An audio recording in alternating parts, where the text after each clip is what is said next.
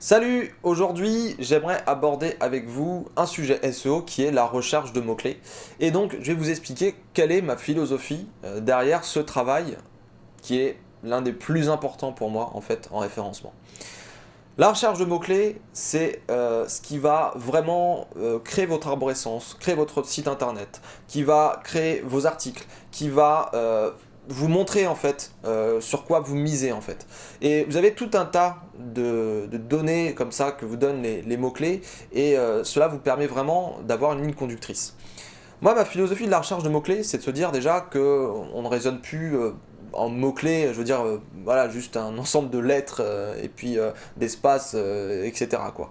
Euh, les fautes d'orthographe, de grammaire, les choses comme ça, je m'en fous un petit peu aujourd'hui. Je raisonne en tant que humain qui comprend quand même ce que ça veut dire et à partir de là, je me dis c'est un sujet que je vais traiter. C'est une demande que je vais traiter. Derrière ce mot-clé, il y a une intention, il y a une recherche, il y a une problématique et il faut que je réponde à cette problématique, il faut que j'apporte une solution.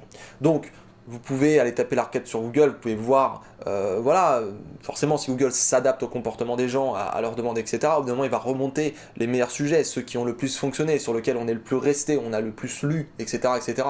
Donc si vous voulez étudier une requête, déjà tapez-la dans Google, c'est une bonne chose. C'est capturer et voir si c'est commercial, voir si c'est éditorial, si c'est une définition, si c'est un site e-commerce, c'est voir tout un tas de choses très importantes et savoir qu'est-ce que vous devez aborder, si ça vous correspond, si techniquement vous devez le mettre aussi sur votre site. Et donc après, moi je fonctionne étape par étape. Comment je fais pour faire une recherche de mots-clés? Alors, je ne vais pas pouvoir tout vous raconter, hein. Encore une fois, j'ai que 5 minutes, mais si je devais dire les grandes étapes, c'est déjà un petit peu comme la dernière vidéo, c'est d'étudier déjà vos cibles. La demande, les peurs, les frustrations, donc vous pouvez faire les personas, vous pouvez avoir la carte d'empathie, vous pouvez faire la méthode du miroir qui consiste à prendre votre smartphone et à expliquer comme si vous étiez dans un magasin à quelqu'un votre business, soyez fier de votre métier, soyez fier de votre site internet pour essayer d'expliquer ça et de mettre tout ça sur papier ou sur Word pour relever ensuite les mots-clés, tout ce qui peut définir en fait des univers intéressants qui pourraient être sur votre site internet.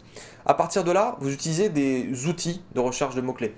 Yoda Insight, Rank Explorer, SEMrush, tous ces outils-là vous permettent de mettre un mot-clé pour ensuite en générer d'autres. Donc vous exportez tous ces petits fichiers pour chaque univers, chaque mot-clé que vous avez brainstormé, et vous avez ensuite des dizaines et des dizaines de fichiers qui contiennent eux aussi des dizaines et des dizaines, voire des milliers de mots-clés pour chaque fichier. Et vous fusionnez, alors vous pouvez faire avec l'invite de commande ou avec un outil particulier, vous fusionnez tout ça dans une grosse matrice, et puis vous pouvez commencer à rajouter des indicateurs. Il y a plein d'indicateurs qui ont été dévoilés sur internet, mais aussi dans les livres, notamment celui d'Olivier Andrieux, qui vous permettent de voir voilà, la faisabilité du mot-clé, l'intérêt en trafic du mot-clé, une note globale, l'intérêt AdWords, vous avez aussi l'all-in title qui peut être intéressant, même si il y a un petit souci, on va dire, de proxy à gérer pour essayer de capter l'all-in title, encore que vous pouvez les cramer hein, quand même assez facilement. Et puis vous avez bien sûr l'intérêt AdWords, l'intérêt global SEO, etc. Bref, vous avez des tas de choses. Après, vous mettez des couleurs dans ce tableau pour montrer un peu du vert et du rouge, qu'est-ce qui est potentiellement bien, pas bien. Et moi, ce que je fais déjà, une fois que j'ai mis tous mes indicateurs, c'est forcément, comme dans tout tableau Excel, je supprime les doublons. Donc je supprime les doublons, comme ça on n'a pas de la redondance. Et après, je supprime tout ce qui est inutile. Alors, pour supprimer les mots-clés qui sont inutiles, plusieurs questions à vous poser. Déjà, quand vous regardez le mot-clé, quand vous allez sur la SERP, etc., que vous regardez sur tout plein d'outils, hein, Google Trends, que vous regardez dans vos personas, dans votre carte d'empathie, tout ça, est-ce que techniquement ce mot-clé, vous pouvez en faire quelque chose? Que ce soit maintenant, sur le court terme, ou sur le long terme. Est-ce que vous pouvez en faire quelque chose? Est-ce que c'est dans votre stratégie, votre image, votre communication, par exemple, d'aller viser un mot-clé de marque? Si vous visez un mot-clé qui est plutôt pour le concurrent, est-ce que vous voulez vous positionner sur la marque du concurrent? Peut-être pas, ou peut-être que oui, puisque c'est quand même autorisé et que ça reste un moteur de recherche et puis il classe comme il l'entend. Mais après, c'est peut-être se brouiller avec la personne. Donc faites ça, faites ce travail pour chaque mot-clé, et puis supprimez déjà à la main, vous classez du volume le plus élevé au volume le moins élevé, vous allez faire les plus grosses requêtes, celles qui sont les plus recherchées, et vous le faites à la main, petit à petit, vous supprimez. Vous pouvez aussi classer par ordre alphabétique, alors il faut complètement mettre de côté les indicateurs qui sont à côté, mais classé par ordre alphabétique, vous allez avoir des groupes qui vont se former, avec des grands univers, et puis ensuite vous allez avoir des déclinaisons avec un premier mot qui va donc se répéter. Vous allez pouvoir voir des groupes qui vont se former et parfois des sujets qui vont se ressembler, notamment avec les fautes d'orthographe, les fautes de grammaire, tout ça.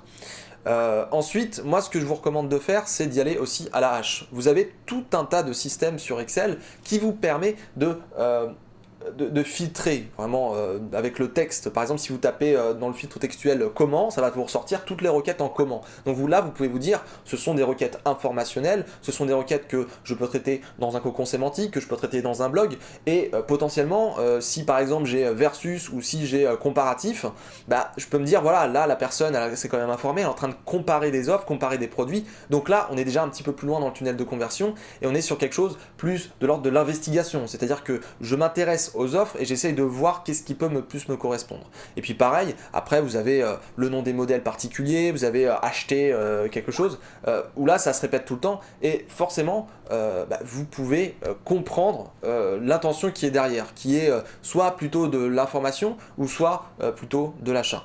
Donc à partir de là, vous pouvez filtrer avec les textes, vous pouvez filtrer avec des mots en commun ou des chiffres en commun pour essayer de voir qu'est-ce que vous devez supprimer. Alors c'est une méthode qui est un petit peu à la hache, mais ça vous permet aussi d'annoter. Sans pouvoir les supprimer, vous pouvez annoter. Ça, on va le mettre sur le blog, ça, on va le mettre dans un cocon, ça, c'est du local, ça, c'est de l'achat, c'est pour tel univers, tel produit, tel... Voilà, il faut essayer de retourner vraiment ce document de travail. C'est un document de travail et vous devez travailler aussi avec votre client, ou si c'est vous le client, vous devez travailler avec vous-même pour pouvoir en fait utiliser au maximum la puissance phénoménale de ce document de travail, parce que vous avez tous les indicateurs, vous avez quand même un assez gros périmètre, assez large, hein, puisque vous utilisez des générateurs de mots-clés quand même, et ça vous permet de vraiment ensuite de pouvoir sélectionner quel mot-clé va à quel endroit. Et ça vous permet aussi, avec l'aide des personas, de savoir comment je vais distribuer ça, distiller ça sur mon site. Est-ce que là, je ne vais pas avoir un pôle cocon sémantique qui va parler du concept? Est-ce que je ne vais pas avoir un cocon sémantique avec du local? Est-ce que là, je ne vais pas expliquer, je ne sais pas, de manière ponctuelle un peu l'actualité? Bon, c'est tout un tas de questions qu'il faut se poser. Mais en tout cas, ma philosophie de la recherche de mots-clés, c'est ça. Et c'est pas juste raisonner avec je vais répéter sans cesse le mot-clé, ah celui-là je vais le viser, je vais le viser, je vais le viser. Les concepts de longue traîne, de courte traîne, de moyenne traîne, tout ça, c'est super. Et vous devez aller encore plus loin que tout ça. Vous devez aller sur de l'intention, sur de l'expérience utilisateur. Vous devez prendre ça vraiment dans la globalité. Et aussi faire un peu comme Google Maps, c'est-à-dire une vue globale, mais une vue précise aussi. Voilà, sur ce, à demain pour une nouvelle vidéo. Bye bye!